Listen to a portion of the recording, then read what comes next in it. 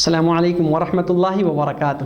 الحمدللہ والصلاۃ والسلام علی رسول اللہ وعلی آلہ واصحابہ اجمعین، اما بعد۔ میرے پیارے ساتھیوں اور تمام دینی اور اسلامی بھائیوں، اسلام کے 3 مول سدھانتوں کے بارے میں ہم باتیں کر رہے ہیں۔ آج ہمارا یہ 5واں درس ہے۔ کل کے پارٹ میں نے بتایا تھا کہ ہمارا رب کون ہے اور رب کے اندر کیا خصوصیت ہونی چاہیے، کیا وشیشتا ہونی چاہیے، یہ بات ہم نے سیکھ لی تھی اور اس کو میں نے پرمانت کیا تھا کچھ عقلی دلائل سے بھی۔ آج ہم یہ جانیں گے کہ رب کو ہم نے کیسے پہچانا، رب کو پہچاننے کے لیے ہمیں کیا پرمان کی آوشکتا پڑتی ہے۔ تو اس کتاب کی جو لیکھک رحمۃ اللہ علیہ محمد بن الوہاب رحمۃ اللہ علیہ کہتے ہیں کہ فَإِذَا قِيلَ لَكَ بِمَا عَرَفْتَ رَبَّكَ، جب آپ سے پوچھا جائے کہ آپ اپنے رب کو کیسے پہچانیں، آپ نے اپنے رب کو کیسے پہچانا، آپ نے اپنے سرشٹی کرتا، پالن کرتا، ان داتا کے بارے میں کیسے جانکاری پراپت کی، کیسے گیان حاصل کیا، تو آپ کہہ دیجئے اللہ کے پرماڑ کو دیکھ کر کے، اللہ کی نشانیاں دیکھ کر کے، اللہ کی جو چہن ہیں، جو پرماڑ ہیں، جو اچمت اور جو ہے انسانوں کو ایک دم آشچر چکت کر دینے والی چیزیں ہیں، اس کو دیکھ کر کے میں نے سیکھ لیا کہ اللہ ہی ایک ہے، اللہ ہی ایک ہے، اس کے علاوہ اور کوئی دوسرا معبود نہیں ہے۔ ایک چھوٹی سی وستو یا قلم خود بخود نہیں بن سکتی، خود بخود یہ قلم جو ہے نہیں بن سکتا، یہ چل نہیں سکتا، تو پھر یہ پورا برہمانڈ خود بخود کیسے بن گیا اور چل رہا ہے؟ یہ اسمبھو ہے، یہ کبھی بھی نہیں ہو سکتا۔ اسی وجہ سے اللہ تعالیٰ نے قرآن کریم کے اندر ارشاد فرمایا وَمِنْ آيَاتِهِ خَلَقُ السَّمَاوَاتِ وَمِنْ آيَاتِهِ اللَّيْلُ وَالنَّهَارُ وَالشَّمْسُ وَالْقَمَرُ لَا تَسْجُدُوا لِلشَّمْسِ وَلَا لِلْقَمَرِ وَاسْجُدُوا لِلَّهِ الَّذِي خَلَقَهُنَّ إِن كُنتُمْ إِيَّاهُ تَعْبُدُونَ۔ اللہ نے کیا فرمایا کہ یہ اللہ کی نشانیاں ہیں، یہ اللہ کے پرماڑ، اللہ کے چہن ہیں۔ اللہ نے دن اور رات کو بنایا ہے۔ دن آتی ہے، دن جو ختم ہوتا ہے تو رات آ جاتی ہے، رات سماپت ہوتی ہے تو پھر دن آ جاتا ہے، ایسے چینجنگ ہوتا رہتا ہے۔ سورج نکلتا ہے پھر است ہوتا ہے، پھر چاند نکل جاتا ہے پھر است ہو جاتا ہے۔ اس طرح سے یہ چکر، جیون چکر جو چل رہا ہے، یہ اللہ کی نشانی ہے، اللہ کی پرماڑ، اللہ کی آیتیں ہیں۔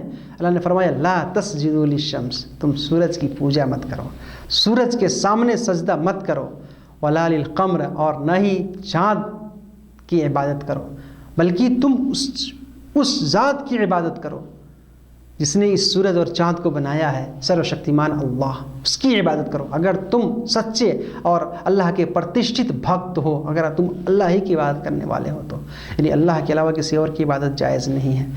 اللہ تعالیٰ نے دوسری جگہ فرمایا ان ربکم اللہ الذی خلق السماوات والارض فی 6 ایام ثم استوى علی العرش یغشی اللیل النہار یطلبہ حثیثا والشمس والقمر والنجوم مسخرات بامرہ الا لہ الخلق والامر تبارک اللہ رب العالمین۔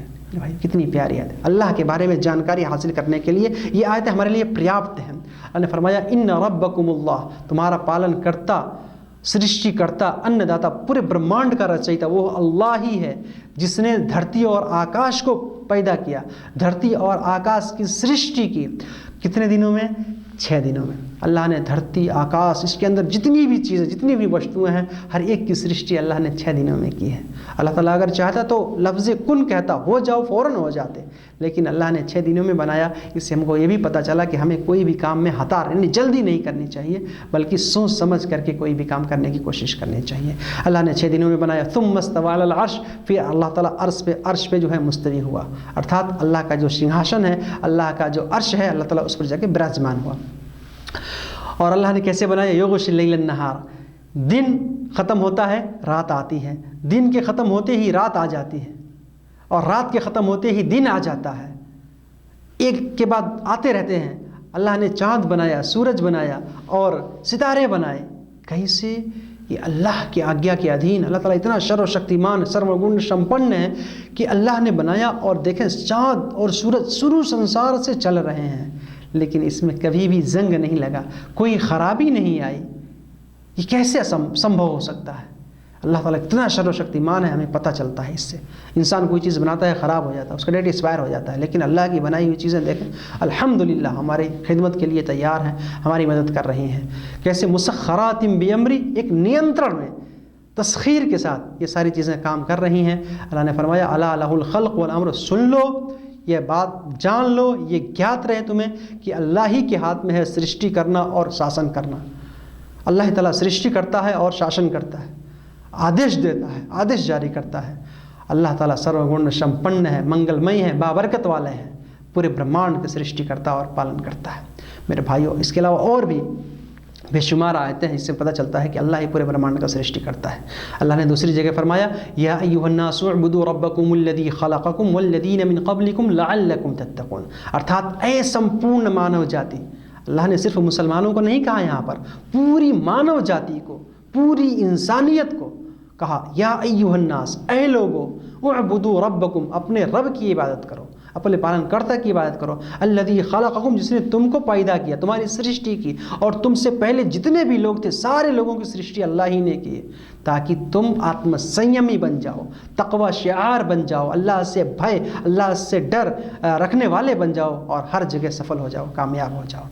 کون رب، کون پالن کرتا، کون سرشٹی کرتا؟ الذی جعل لکم الارض فراشا، جس نے تمہارے لیے اس دھرتی کو فراش بنا دیا، بچھونا کی طرح بنا دیا ہے، اس طرح سے اس کو سنتولت ماترا میں بنا دیا، ہم اس سے آسانی سے گھومتے ہیں، پھرتے ہیں، کھیلتے اور کودتے رہتے ہیں، کچھ بھی فرق نہیں پڑتا ہم کو۔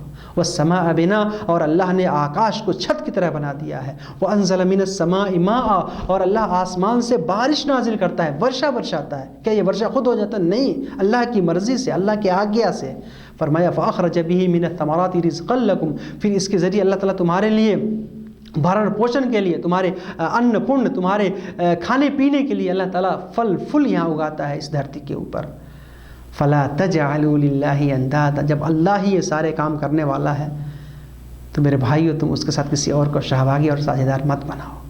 اگر تم جانتے ہو، اگر تمہارے پاس بدھی ہے، اگر تمہارے پاس گیان ہے، اگر تمہارے پاس تھوڑا سا بھی مستشک ہے تو میرے بھائی، ہمارے کچھ بھائی کہتے ہیں سورج سے انرجی ملتی ہے، بھائی سورج سے انرجی لیجئے، پانی سے فائدہ اٹھائیے، لیکن اس کی پوجا مت کیجئے، کیونکہ ایک سرشٹی کرتا کو چھوڑ کے سرشٹی کی کوئی پوجا کرے گا، میرے بھائیو یہ سب سے بڑا جگھن، یہ سب سے بڑا گھور اپرادھ ہے، سب سے بڑا پاپ، اللہ تعالیٰ اس کو ہرگز معاف نہیں کرے گا۔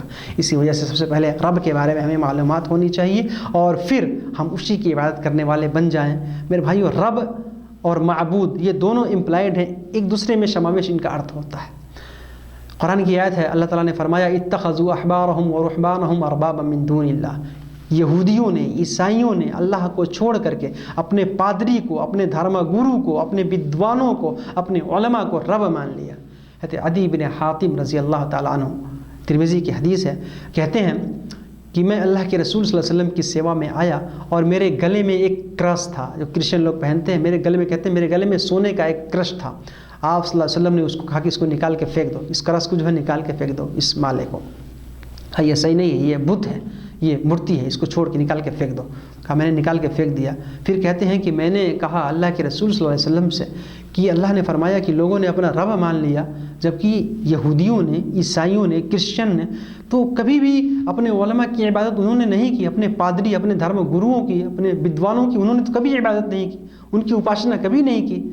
اللہ کے رسول صلی اللہ علیہ وسلم نے بیان فرمایا کہ یہاں عبادت کا مطلب رب بنانے کا مطلب یہ نہیں، بلکہ یہاں پر عبادت کا مطلب یہ ہے کہ جب ان کے علماء کسی چیز کو جائز کہتے تھے تو وہ بھی جائز کہنا شروع کر دیتے تھے، ان کے علماء جب کسی چیز کو ناجائز کہتے تھے وہ بھی ناجائز کہنا شروع کر دیتے تھے، کسی چیز کو حلال کہتے وہ بھی حلال کہتے، کسی چیز کو حرام کہتے تو وہ بھی حرام کرنے لگتے، کسی چیز کو وید کہتے وہ بھی وید ہے، اوید کہتے اوید ہے، نشید ہے نشید ہے۔ یعنی اللہ اور اللہ کے رسولوں کی بات وہ نہیں مانتے تھے جو اس سمے میں تھے، بلکہ جو ان کے پادری، ان کے دھرم گرو کہتے تھے اسی کے پیچھے یہ لوگ چلتے، اسی وجہ سے ہم کو اندھی تقلید سے منع کیا گیا ہے۔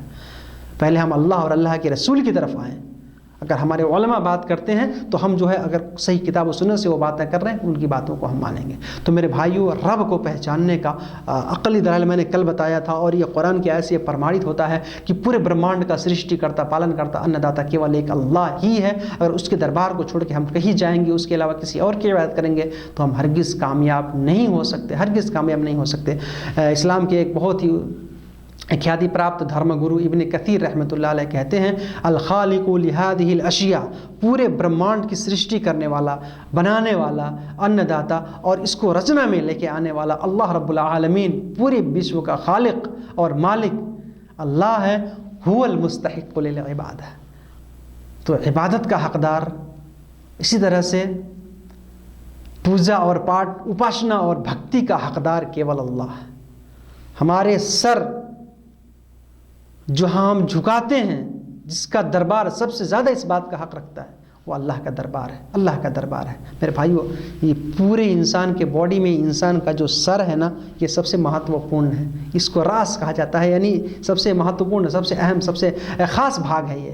تو اس بھاگ کو ہم جو ہے وہیں پر جھکائیں جہاں اس کو جھکانا چاہیے، اس کے دربار کو چھوڑ کے ہم ہرگز نہ جھکائیں کہیں اور پہ۔ ایک بدھیمان، ایک صحیح اچھے انسان کی یہی پہچان ہے، جو ایک بہترین انسان ہے، عقل مند ہے، ایماندار ہے، اس کی یہی پہچان ہے کہ وہ اپنے سر کو کیول ایک رب کے دربار میں جھکاتا ہے میرے بھائیوں۔ اور باتیں رب کے بارے میں ہم بعد میں سیکھیں گے انشاءاللہ، تاکہ قبر میں جو ہم کو سوالوں کا جواب دینا ہے وہ ہمارے لیے آسان ہو جائے۔ یہ سب کے لیے، ہمارے مسلم غیر مسلم سارے بھائیوں کے لیے یہ باتیں ہیں، سب کو دھیان سے سننا چاہیے۔ اللہ تعالی ہم سب کو کہنے سننے سے عمل کرنے کی توفیق عطا فرمائے، آمین۔ والسلام علیکم ورحمۃ اللہ وبرکاتہ۔